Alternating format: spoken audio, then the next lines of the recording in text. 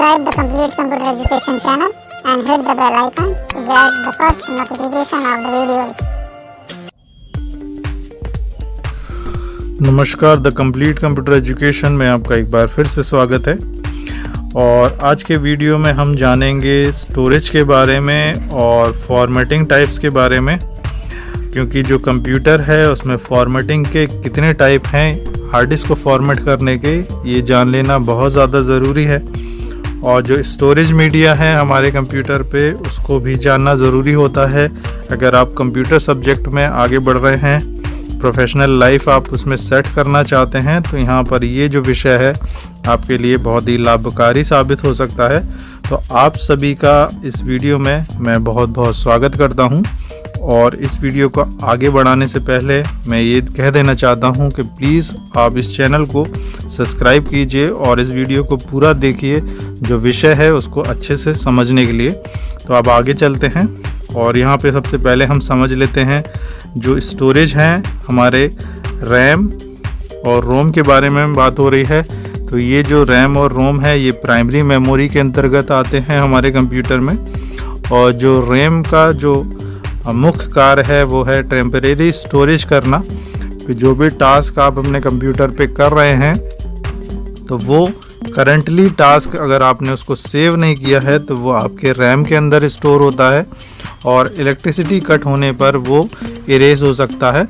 तो सेव होने से पहले जो भी टास्क होगा आपके कंप्यूटर पे, जो भी वर्किंग होगी, वो सब कुछ रैम के अंदर ही ओपन होगी। और बूट फाइल भी हार्ड डिस्क के अंदर से हमारे रैम के अंदर लोड होती है, जिसको हम बूट प्रोसीजर बोलते हैं, बूट प्रोसेस के द्वारा से। उसके बाद जो रोम है, रोम हमारी रीड ओनली मेमोरी होती है। इसके अंतर्गत कुछ प्रोग्राम्स होते हैं जो हमारे कंप्यूटर को बूट होने में मदद करते हैं, और ये जो प्रोग्राम होते हैं वो रीड होने के लिए ही लोड किए जाते हैं इसके अंतर्गत। तो रोम के अंदर हम किसी भी प्रकार का डेटा रीराइट नहीं कर सकते, लेकिन हाँ उसके अंदर जो प्रोग्राम्स हैं उसको हम बार बार रीड कर सकते हैं, हमारा कंप्यूटर बार बार रीड कर सकता है। इसके साथ ही हम बात करते हैं बूट की। तो जब हम अपने कंप्यूटर को बूट करते हैं, स्टार्ट करते हैं, तो उस प्रोसीजर को हम बूटिंग बोलते हैं या बूट प्रोसेस बोलते हैं। और बूटिंग के दौरान एक और सीक्वेंस, एक और प्रोसीजर चलता है जिसको बोला जाता है पोस्ट। तो पोस्ट का जो फुल फॉर्म होता है पावर ऑन सेल्फ टेस्ट। इसके अंतर्गत पोस्ट अपने कंप्यूटर की जो मेमोरी ड्राइव्स हैं उसको, स्टोरेज को और इनपुट आउटपुट डिवाइस को चेक करता है। यदि उसमें कोई कमी दिखती है, कंप्यूटर को कुछ ख़राबी दिखती है, तो हमारा कंप्यूटर बूट फेलियर कर देता है। लेकिन यदि आपके कंप्यूटर को जब वो पोस्ट रन करता है उस अंतर्गत कोई भी कमी आपके कंप्यूटर पर नहीं दिखती, तो हमारा बूट कंप्यूटर हो जाता है। इसके बाद हम आगे चलते हैं। तो यहाँ पर आपको दो प्रकार के फॉर्मेटिंग मेथड मिलेंगे। सबसे पहले होगा लो लेवल, फिर उसके बाद हाई लेवल फॉर्मेट। तो यहाँ पे हम सबसे पहले बात कर लेते हैं लो लेवल फॉर्मेट की। तो लो लेवल फॉर्मेट के अंतर्गत हम यहाँ पे कुछ ट्रैक्स बनाते हैं अपनी हार्ड डिस्क के ऊपर और सेक्टर्स बनाते हैं।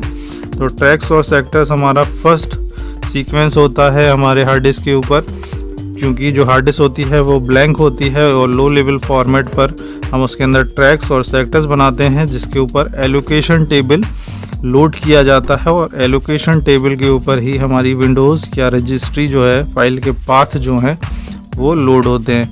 तो यहाँ पे लो लेवल फॉर्मेट हम करते हैं अपने हार्ड डिस्क को, तो उसके अंतर्गत हम ट्रैक्स बनाते हैं और सेक्टर्स बनाते हैं। ये आपको यहाँ पे याद रखना है। इसके बाद जब हम हाई लेवल फॉर्मेट पर आते हैं, तो हाई लेवल फॉर्मेट के अंतर्गत हम एक एलोकेशन टेबल देते हैं अपने हार्ड डिस्क को, जिसके ऊपर ट्रैक्स और सेक्टर्स ऑलरेडी बन चुके होते हैं। तो जिन हार्ड डिस्क के ऊपर सेक्टर्स और ट्रैक्स बन चुके हैं उनके ऊपर हम एलोकेशन टेबल लोड करते हैं। एलोकेशन टेबल्स कई सारे हो सकते हैं, NTFS है, पैट है, और जो एडवांस लेवल में जो हमारे एलोकेशन टेबल फाइल सिस्टम चल रहे हैं वो हम उसके ऊपर क्रिएट कर सकते हैं। हम अपनी हार्ड डिस्क को एक फ़ाइल सिस्टम देते हैं, जिसके अंतर्गत हमारा कंप्यूटर एक फ़ाइल एलोकेशन टेबल से पहचाना जाता है, एक फॉर्मेट हार्ड डिस्क को मिल जाता है, जिसके बाद हम उसके ऊपर किसी भी विंडोज़ को लोड कर सकते हैं। और विंडोज़ लोड होने के बाद ही हम उसके ऊपर रजिस्ट्री क्रिएट करेंगे, यानी कि जब विंडोज़ लोड होगी तो हर एक फ़ाइल की रजिस्ट्री क्रिएट हो जाएगी और रजिस्ट्री, और उसके बाद हम उसके ऊपर जो हमारी एप्लीकेशंस हैं उसको हम इंस्टॉल कर सकते हैं। तो ये पूरा सीक्वेंस है, एक लो लेवल फॉर्मेट से लेके हाई लेवल फॉर्मेट तक, जब हमारा कंप्यूटर प्रॉपर इंस्टॉल हो चुका होता है और उसके ऊपर विंडोज़ हम लोड करने के लायक उसको तैयार कर लेते हैं। तो यदि आपको ये वीडियो अच्छा लगा है, पसंद आया है, ये इन्फॉर्मेशन सही लगी है, तो प्लीज़ इस चैनल को लाइक और सब्सक्राइब कीजिए, जिससे कि और अच्छे वीडियोज़ आने वाले टाइम में इस चैनल के ऊपर अपलोड किए जा सकें। आपको बहुत बहुत धन्यवाद।